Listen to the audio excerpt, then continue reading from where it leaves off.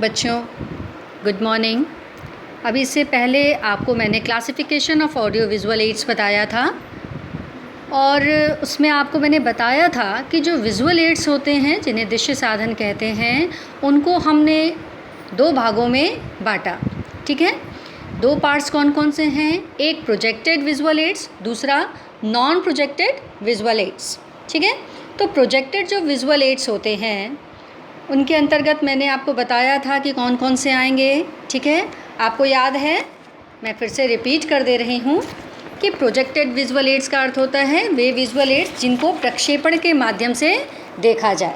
ठीक है, जैसे स्लाइड प्रोजेक्टर है, ओवरहेड प्रोजेक्टर है, एलसीडी प्रोजेक्टर है। और नॉन प्रोजेक्टेड विजुअल एड्स का अर्थ होता है जिन्हें आप प्रक्षेपण के माध्यम से नहीं देखते हैं, प्रत्यक्ष देखते हैं। ठीक है, तो वो आपके नॉन प्रोजेक्टेड विजुअल एड्स के अंतर्गत आते हैं। जैसे पोस्टर है, चार्ट है, फ्लैश कार्ड है, फ्लैनल ग्राफ है, ब्लैक बोर्ड है, मॉडल है, स्पेसिमेन है एंड एक्सेट्रा एक्सेट्रा। ठीक है, तो आज हम लोग नॉन प्रोजेक्टेड विजुअल एड्स के अंतर्गत सबसे पहले पोस्टर के बारे में पढ़ेंगे। ठीक है, पोस्टर जो है एक सबसे महत्वपूर्ण, आसान और सस्ती दृश्य सामग्री विजुअल एड मानी जाती है, जिसका प्रयोग जो है किसी भी एक्सटेंशन वर्कर के लिए या फिर एक टीचर के लिए, एक शिक्षक के लिए बहुत ही महत्वपूर्ण होता है। सामान्य रूप से जो पोस्टर होते हैं वो हम 22x28 के या फिर 28x44 वाले पोस्टर भी बनाते हैं। और आप सब अक्सर जब कोई कंपटीशन होता है, पोस्टर कंपटीशन होता है, किसी थीम को आपको दिया जाता है और आप उसके अंतर्गत पोस्टर बनाते भी हैं। नो डाउट आप बनाना जानते हैं, लेकिन उसकी जो क्राइटेरिया है कि बनाते समय हमें क्या ध्यान में रखना चाहिए, पोस्टर का क्या उपयोग होता है, पोस्टर क्यों महत्वपूर्ण होता है, शायद आप इनमें से कुछ बातों को जानते होंगे या कुछ को नहीं जानते होंगे। तो आज हम लोग उसी के बारे में आगे पढ़ेंगे। तो पोस्टर का मुख्य उद्देश्य होता है लोगों को किसी नवीन जानकारी, ज्ञान या खोज के बारे में अवगत कराना। ये वो सामग्री होती है जो दर्शकों को एक साथ अपनी ओर आकर्षित करती है। दर्शक किसी भी चीज़ को देखकर तुरंत अनुमान लगा लेते हैं और प्रसार कार्यकर्ता का उद्देश्य स्वतः ही पूर्ण हो जाता है। पोस्टर जो है हमें क्या कर रहा है? किसी भी नवीन जानकारी के बारे में, किसी भी ज्ञान के बारे में, या कोई इन्वेंशन है, कोई नवाचार है, कोई नई चीज़ सामने आई, कोई नई टेक्निक सामने आई है, उससे रिलेटेड, या फिर कोई ऐसा एड है जिसके बारे में हमको जानकारी नहीं है, कोई ऐसी इन्फॉर्मेशन है या कोई मैसेज है जिसे हम कन्वे करना चाहते हैं, अपने ग्रुप्स के लोगों के लिए, एक समूह तक पहुंचाना चाहते हैं, तो उसके लिए पोस्टर जो है एक बहुत ही सशक्त और प्रभावशाली विजुअल एड माना जाता है। अब जब हमको पोस्टर बनाना है तो बनाते समय कुछ महत्वपूर्ण बातें ऐसी होती हैं जो हमें ध्यान में रखना चाहिए। सबसे पहली बात क्या है कि पोस्टर में केवल एक विचार का समावेश होना चाहिए। यही सबसे बड़ा डिफरेंस होता है पोस्टर और चार्ट में। पोस्टर में जहां आप सिर्फ एक विचार को लेकर चलते हैं, वहीं आप चार्ट में एक से अधिक 2 विचारों को या 3 विचारों को एक साथ सम्मिलित कर सकते हैं, लेकिन पोस्टर में सिर्फ और सिर्फ एक ही विचार सम्मिलित होगा। दूसरी चीज़, कम से कम शब्दों का प्रयोग होना चाहिए। जब भी आप पोस्टर बनाएं तो आपको ध्यान में रखना होगा कि पोस्टर में आपको कम से कम शब्दों का प्रयोग करना है। इसको आगे अभी हम आपको फिर से बताएंगे। नेक्स्ट जो है, समझने में आसान होना चाहिए। जो भी मैसेज आप कन्वे करना चाह रहे हैं वो इतना क्लिष्ट ना हो कि एक व्यू से, एक बार देखने से वो चीज़ें स्पष्ट ना हों। उसके लिए लोगों को एक दूसरे से पूछना पड़े कि हाँ भाई ये पोस्टर क्या बता रहा है या क्या समझाना चाह रहा है। तो इस तरह की चीज़ें आप में नहीं होनी चाहिए। नेक्स्ट, पोस्टर अट्रैक्टिव होना चाहिए, आकर्षक होना चाहिए, क्योंकि अगर आकर्षक नहीं होगा तो आप उसके बगल से गुजर भी जाएंगे, आप उसकी तरफ ध्यान नहीं देंगे। तो पोस्टर ऐसा होना चाहिए कि जो एक नज़र पड़ते ही आपको रुकने के लिए बाध्य कर दे और आप रुक करके उसके द्वारा जो मैसेज कन्वे किया जा रहा है उसको आप ध्यान से पढ़ें और समझने का प्रयास भी करें। नेक्स्ट, डिज़ाइन बहुत ही सुंदर होनी चाहिए। जो भी डिज़ाइन उसके ज़रिए आप प्रयोग कर रहे हैं, जो भी मैटर को आप जिस भी फॉर्मेट से प्रयोग कर रहे हैं, वो इतनी अट्रैक्टिव होनी चाहिए कि आपको बाध्य करे और आप उसकी तरफ आकर्षित हों। नेक्स्ट, अक्षर बड़े एवं स्पष्ट लिखे होने चाहिए। अगर आपने उसमें अक्षरों का प्रयोग किया है तो अक्षर इतने होने चाहिए कि एक सामान्य दूरी से आप उसको आसानी से पढ़ सकें और समझ सकें। आकर्षक रंगों का प्रयोग होना चाहिए। आकर्षक रंगों का अर्थ होता है कि अक्सर क्या होता है कि जिस बेस का, जिस कलर का पोस्टर है, अगर आपने उसी से मैच करते हुए मोनोक्रोमेटिक कलर का प्रयोग कर दिया तो क्या होगा कि वो अक्षर एक दूरी से फिर आपको दिखाई नहीं देंगे। सपोज़ आपने लाइट येलो कलर का आपने पोस्टर लिया है, ठीक है, बैकग्राउंड उसका पोस्टर आपने लाइट येलो कलर लिया, अब उस पर आपने जो है थोड़ा सा और एक डार्क शेड येलो लिख दिया या फिर पिंक से प्रयोग कर दिया, तो वो जो डिज़ाइन है वो एक सामान्य दूरी से एक समूह को अगर देखना चाहे, वो बैठे उस जगह से उस पोस्टर को देखना चाहे, तो आप उसको उसके ज़रिए उस मैसेज को कन्वे नहीं कर पाएंगे, क्योंकि वो चीज़ें दिखाई ही नहीं देंगी स्पष्ट, एक दूरी से वो चीज़ें स्पष्ट नहीं होंगी। तो निश्चित रूप से कहने का अर्थ क्या है कि जो भी रंग आप उसमें प्रयोग कर रहे हैं वो इतने अट्रैक्टिव हों, इतने कलरफुल हों कि दूरी से, एक सामान्य दूरी से भी उनको पढ़ा और समझा जा सके। पोस्टर का साइज़ स्टैंडर्ड होना चाहिए। अभी जैसे मैंने आपको बताया 22x28 या 28x44 के आप पोस्टर बना सकते हैं, और डिपेंड करता है आपकी साइज़ पर और किस जगह आपको पोस्टर का प्रयोग करना है, यह उस पर भी निर्भर करता है। पोस्टर के लिए प्रयोग किया गया जो कागज़ है वो अच्छी क्वालिटी का होना चाहिए। क्यों?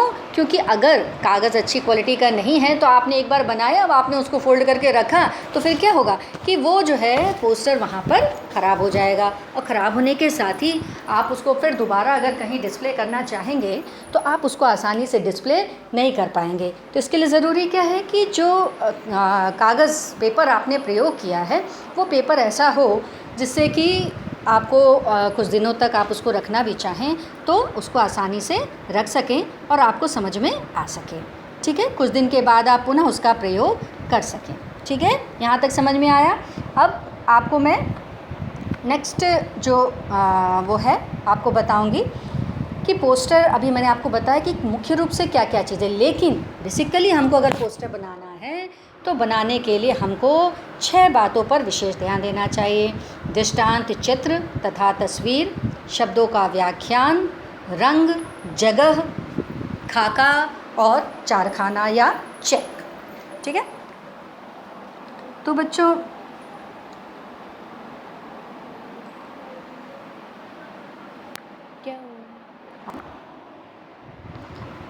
तो जब भी हम पोस्टर बनाएंगे तो हमें क्या करना है, मुख्य रूप से इन 6 बातों को ज़्यादा ध्यान देना है। सबसे पहली चीज़ आपको मैंने बताई, दृष्टांत चित्र या तस्वीर, या आप कह सकते हैं इलस्ट्रेशन और पिक्चर। ठीक है, दृष्टांत चित्र या तस्वीर का अर्थ होता है कि पोस्टर में जो भी आप पिक्चर का प्रयोग कर रहे हैं, जिस तस्वीर का प्रयोग कर रहे हैं, उसमें संदेश के बारे में दर्शक उसे एक साथ देखते ही समझ जाएं, उसका अर्थ लगा लें। तस्वीर आपकी ऐसी होनी चाहिए।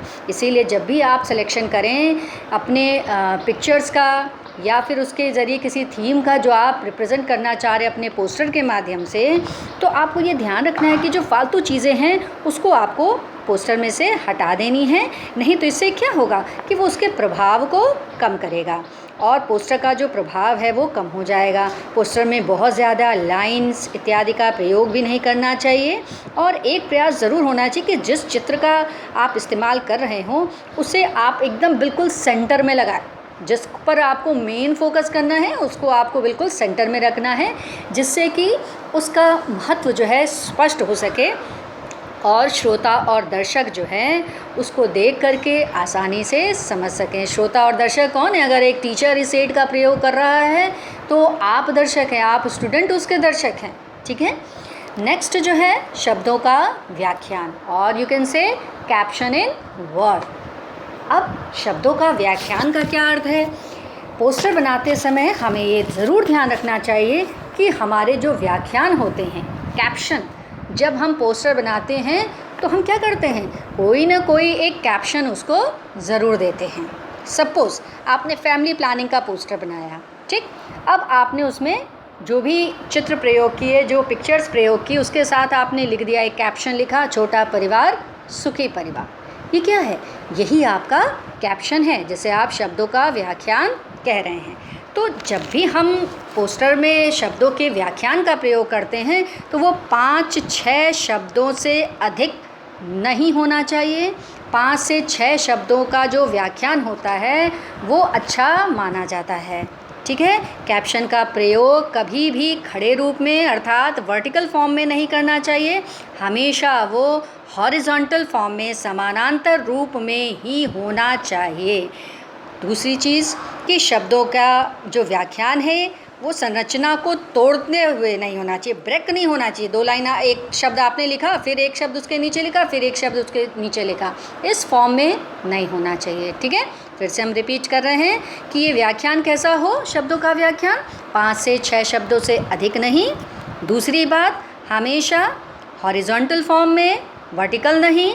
तीसरा कि व्याख्यान जो है संरचना को तोड़ते हुए नहीं दिखना चाहिए। ऐसा नहीं कि व्याख्यान जो शब्दों का व्याख्यान है वो ब्रेक फॉर्म में आपने लिख दिया, उसको खंडित करके लिख दिया, ऐसा नहीं, क्योंकि ऐसा करने से पोस्टर के प्रभाव पर कमी आती है। ठीक है, क्लियर ना। नेक्स्ट इज रंग या कलर। अगर हम पोस्टर की बात करें तो पोस्टर में रंग और कलर, जिस तरह से ये 6 पॉइंट्स यद्यपि बहुत महत्व रखते हैं, इनमें से अगर किसी एक को भी आप हटा करके सोचें कि हाँ ये इसके स्थान पर इसको रखें, ये ज़्यादा महत्वपूर्ण है, तो ऐसा करना बड़ा मुश्किल है बच्चों।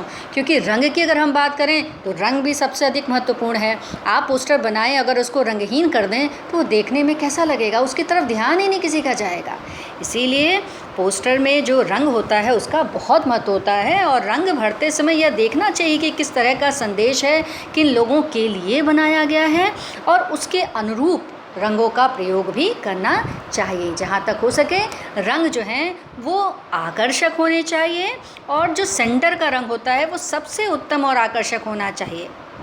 जहाँ तक हो सके शब्दों के व्याख्यान में भी विभिन्न प्रकार के रंग के प्रयोग से पोस्टर की उपयोगिता को आप आसानी से बढ़ा सकते हैं। इसीलिए कोशिश यही होनी चाहिए कि पोस्टर में एक समय पर 3 से अधिक रंगों का प्रयोग ना करें, क्योंकि बहुत ज़्यादा रंग होने पर भी उसमें संकुलता का प्रभाव दिखाई देता है। इसीलिए मैक्सिमम कोशिश करिए कि अट्रैक्टिव कलर्स हों, लेकिन 3 से ज़्यादा रंगों का प्रयोग आप उसमें ना करें। ठीक है। नेक्स्ट इज जगह या स्पेस।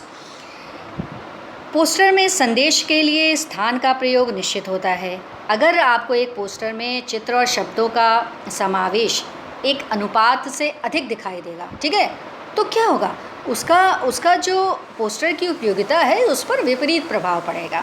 अब जो व्याख्यान के लिए स्पेस सुनिश्चित है, आपको व्याख्यान उतने में ही देना है। अब जो चित्रों के लिए स्पेस सुनिश्चित है, वहाँ पर आपको पिक्चर्स उसी रूप में देना है। ना आप बहुत ज़्यादा पिक्चर्स को उसमें सम्मिलित कर सकते हैं, ऐसा भी नहीं है। उसके साथ साथ उसके इर्द गिर्द स्पेस भी होनी चाहिए, जिससे कि जो मैसेज आप कन्वे कर रहे हो वो आसानी से दिखाई दे सके और समझ में आ सके।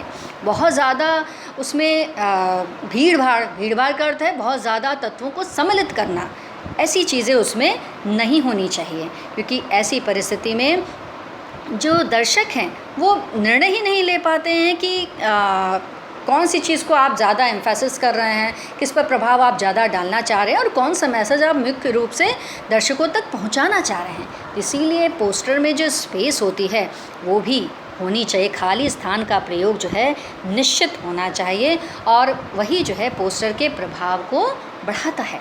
नेक्स्ट, लेआउट और खाका। पोस्टर बनाते समय उसका खाका सही ढंग से बनाना चाहिए। खाके का अर्थ होता है लेआउट। लेआउट का अर्थ होता है कि अगर आपके दिमाग में पोस्टर बनाने का प्लान है, या मैंने आपको कहा सपोज़ कि आपको पोस्टर बनाना है, तो हम पहले आपको कहेंगे कि आप सीधा पोस्टर न बना करके उसका लेआउट बनाइए।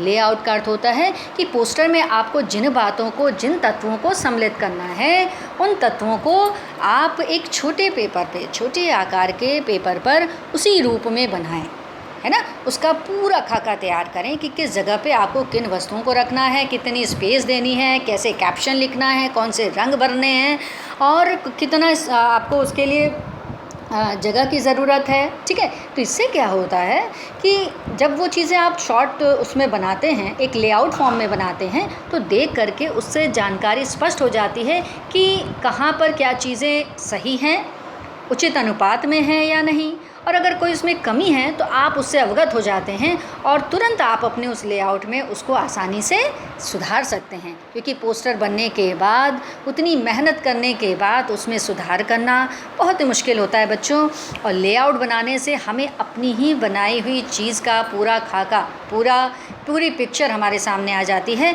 कि हमें कैसा करना है, कैसे बनाना है।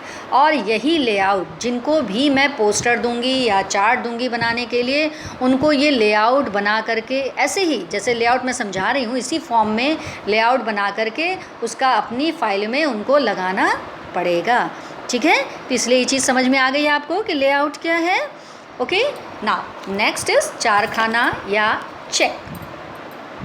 पोस्टर का खाका बनाने के बाद हम क्या करते हैं, उसको चेक कराते हैं। ठीक है, कुछ लोगों को दिखाकर उसके बारे में राय ली जाती है कि ये पोस्टर जो है वो सही है कि नहीं। यदि उस समय कुछ लोग सुझाव देते हैं, मान लीजिए आपने अपना लेआउट बनाया और हमको दिखाया, हमें देखकर अगर कोई चीज़ उसमें अटपटी लगती है या कलर सही नहीं है, कॉम्बिनेशन सही नहीं है, मैटर सही नहीं है, तो हम तुरंत आपको सजेस्ट करते हैं, तो आप उसमें सुधार कर लेते हैं। और सुधार करने से क्या है कि आप उन चीज़ों को आसानी से फिर अपने पोस्टर में सुधार कर बना सकते हैं। ठीक है, तो जब भी हमको पोस्टर बनाना है तो पोस्टर बनाने के लिए मुख्य रूप से हमें इन्हीं 6 बिंदुओं को ध्यान में रखना पड़ेगा। ठीक है ना। नेक्स्ट है आपका एडवांटेजेस ऑफ पोस्टर। पोस्टर का क्या लाभ है और पोस्टर की क्या हानियां हैं। पोस्टर के क्या लाभ हैं, अब हम लोग इसकी चर्चा करेंगे। ठीक है, पोस्टर का उपयोग हम जिस समूह चर्चा के लिए करते हैं वह बहुत ही प्रभावशाली होता है। क्यों? क्योंकि आप एक उसका विजुअल पिक्चर भी लोगों को दिखाते हैं, उस विषय के बारे में आसानी से समझा सकते हैं और साथ ही आप उसके बारे में डिस्कशन करते हैं। ठीक है, नेक्स्ट, पोस्टर के द्वारा किसी विधि के बारे में ज़्यादा से ज़्यादा लोगों को जानकारी दी जाती है और इस प्रकार लोग जब किसी जानकारी को देखते हैं तो काफ़ी समय तक याद रखते हैं। तो हमको अगर कोई मेथड के बारे में, कोई भी ऐसी टेक्निक है जिसका प्रोसीजर हमको बताना है, ठीक है, तो अब हम क्या करेंगे, उस पूरी टेक्निक का हम पोस्टर बना लेंगे। अक्सर आप लोगों ने देखा होगा कि देखा क्या है, आप लोगों ने किया भी है। अब टाई एंड डाई का पूरा प्रोसीजर अगर हमको पोस्टर के ज़रिए दिखाना है तो हम क्या करते हैं, उसको एक एक पिक्चर को लगा करके और उसके बारे में 1 बाय 1 समझा सकते हैं। ठीक है, तो इससे क्या होता है कि पूरी जो प्रोसीजर है उसके बारे में जो स्टूडेंट्स हैं वो आसानी से अवगत हो जाते हैं और देख करके उनको जानकारी भी हो जाती है और देखी हुई बात उनको याद भी रहती है कि हाँ ये चीज़ दिखाया गया था, ये चीज़ ऐसा है और हम बनाएंगे तो इसी फॉर्म में हमारा भी बनना चाहिए। ठीक है ना। नेक्स्ट इज़, पोस्टर को कोई भी व्यक्ति एक स्थान से दूसरे स्थान पर आसानी पूर्वक ले जा सकता है और वज़न के हिसाब से भी कोई दिक्कत नहीं होती। निश्चित रूप से पोस्टर आप जिस कागज़ पर बना रहे हैं आप उसको आसानी से फोल्ड करके सावधानी पूर्वक एक स्थान से दूसरे स्थान तक ले जा सकते हैं और ऐसा वज़न भी नहीं है जिसको कि आपको कहीं लेके जाना हो तो आपको कोई असुविधा हो। पोस्टर में चूँकि एक ही विचार होता है इसलिए लोगों का ध्यान आसानी पूर्वक खींचा जा सकता है, क्योंकि एक से अधिक, अभी आपने एक टॉपिक पे बात किया फिर तुरंत दूसरे टॉपिक को उठाना शुरू कर दिया तो लोगों का जो ध्यान है वो बढ़ सकता है, जो हमारे शिक्षार्थी हैं उनका ध्यान बढ़ सकता है। इसीलिए पोस्टर इसलिए भी फ़ायदेमंद है, लाभप्रद है, क्योंकि इसमें केवल हम एक ही विचार को रिप्रेजेंट करते हैं। नेक्स्ट, पोस्टर के माध्यम से स्थानीय क्षेत्र में किए गए प्रदर्शन कार्य को बहुत ही प्रभावशाली ढंग से बताया जा सकता है। आज जो है बहुत सारी टेक्निक्स बच्चों हमारे सामने आ गई हैं और नई नई टेक्निक्स हैं और जिनके ज़रिए हम लोगों को दिखा सकते हैं, बता सकते हैं। लेकिन एक समय था कि जब पोस्टर ही एक ऐसा फील्ड में एक ऐसा सशक्त माध्यम था जिसके ज़रिए उस क्षेत्र में किए गए प्रदर्शन की पिक्चर्स लगा करके और डिस्प्ले की जाती थी। ठीक है, कि ये काम इस क्षेत्रों में हुआ है। यद्यपि इसके लिए चार्ट भी बनाए जाते थे, पोस्टर भी बनाए जाते थे। तो पोस्टर के माध्यम से उस क्षेत्र में किए गए जो भी कार्य थे, जो भी प्रदर्शन कार्य किए जाते थे, किसी विकास से संबंधित प्रदर्शन कार्य किए जाते थे, उसको बहुत ही आसानी से, बहुत ही सही तरीके से पोस्टर के माध्यम से दर्शाया जा सकता था ना। अब बारी आती है डिसएडवांटेजेस ऑफ पोस्टर, पोस्टर से हानियाँ। पोस्टर बनाने के लिए कलात्मक कौशल का होना आवश्यक है।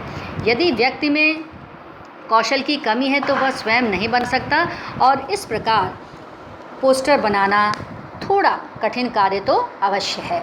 निश्चित रूप से अगर हमारे अंदर वो स्किल नहीं है, हमारे अंदर स्केचिंग की स्किल नहीं है, ड्राइंग की स्किल नहीं है, ठीक है, और जिस टेक्निक से सिस्टमेटिक तरीके से डिस्प्ले करने की बातें हैं वो भी नहीं है, तो हम निश्चित रूप से कोई इफ़ेक्टिव पोस्टर नहीं बना सकते। अब हम ही लोग कोई कंपटीशन कराते हैं कि पोस्टर प्रतियोगिता है, इस थीम पर आपको बनाना है, फैमिली प्लानिंग पर बनाना है, आज जनसंख्या पर बनाना है, आज एड्स पर बनाना है, ठीक है। तो इस तरह के सिचुएशन में आप क्या करते हैं, बहुत कम नाम आते हैं। क्यों? क्योंकि वो जो स्किल है वो सबके अंदर नहीं है, ठीक है। तो जिस स्किल में जो स्किल जिस व्यक्ति के अंदर है वो उससे संबंधित कार्य को आसानी से कर सकता है, लेकिन कभी कभी चीज़ें हमारे अंदर छुपी होती हैं और अवसर न मिलने पर हम उसको नहीं करते हैं, है ना। तो आवश्यकता इस बात की है कि उसके लिए प्रयास तो हमें करना ही चाहिए, ठीक है। तो यही कहने का अर्थ यही है, मैं कहना यही चाह रही हूँ कि पोस्टर बनाने के लिए एक जो कलात्मक कौशल है यह होना ज़रूरी है, अन्यथा हम प्रभावशाली पोस्टर नहीं बना पाएंगे।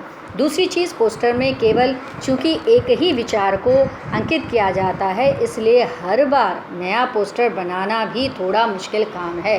अगर तुरंत आपको दूसरा कोई विचार पे लोगों को मैसेज कन्वे करना है तो आपको क्या फिर से आपको पोस्टर बनाना पड़ेगा, तो ये इसका एक डिसएडवांटेज भी है।